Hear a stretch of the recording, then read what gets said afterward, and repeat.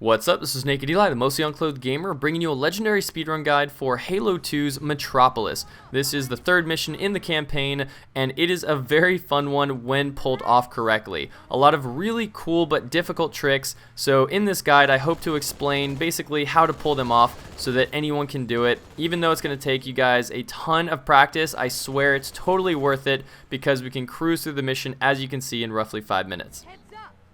Now on the bridge here, we're going to want to take the Warthog. It's much faster than the tank, and it's actually much safer. Counter to probably yours and mine's intuition, the tank is bulky, it's strong, but on Legendary, those elites in the Ghosts and the Wraith will tear you to pieces. Plus, you're going to be spawning up all sorts of enemies because you're going so slow in the tank, so do yourself a favor and take the Warthog.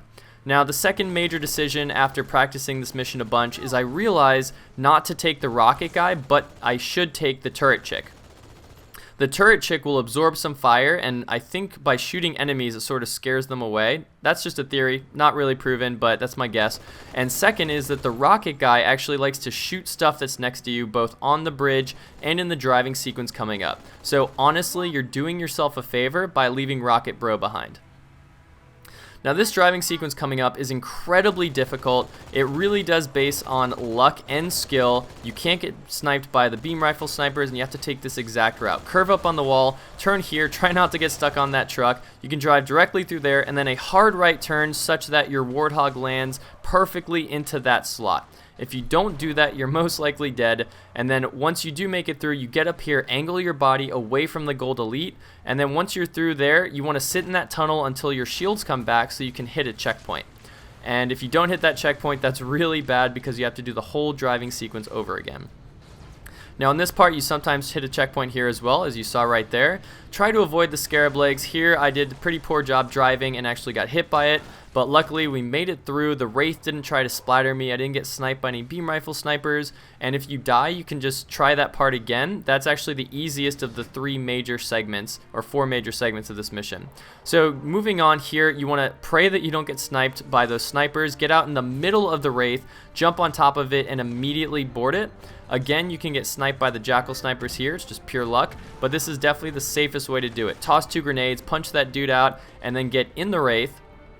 Now we're going to target the back of this Wraith as much as possible.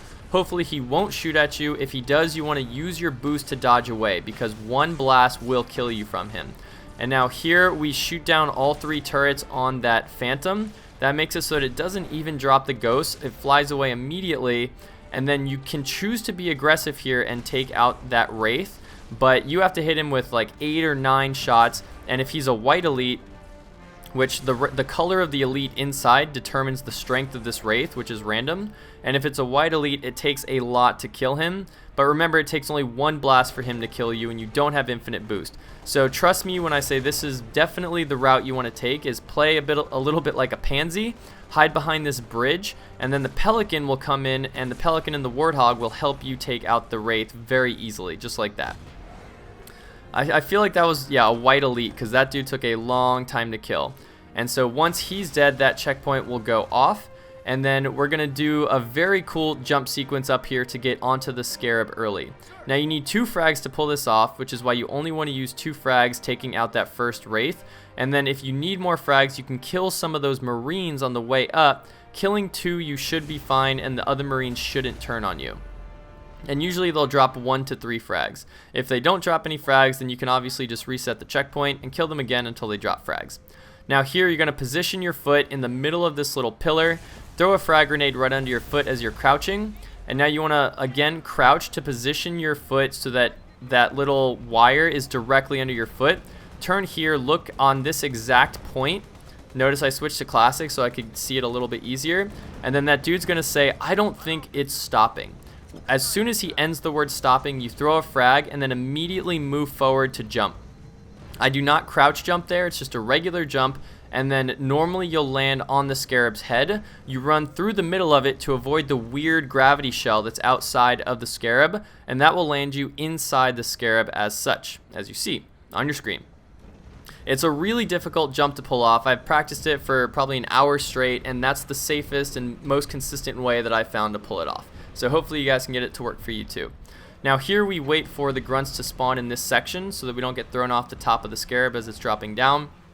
And then we immediately move here. This is easier to see the drop in Classic. It's kind of tricky because if you throw yourself off too much, you go flying off the scarab and you have to do the jump all over again.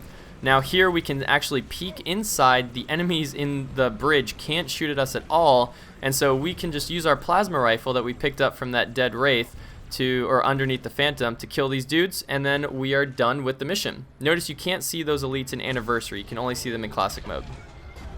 So that is how you do Metropolis in roughly 5 minutes. Pretty tricky to pull off. Again, got the best record out of my friends, so that made me happy. Hope you guys enjoyed the run, and I will catch you next time on the next mission.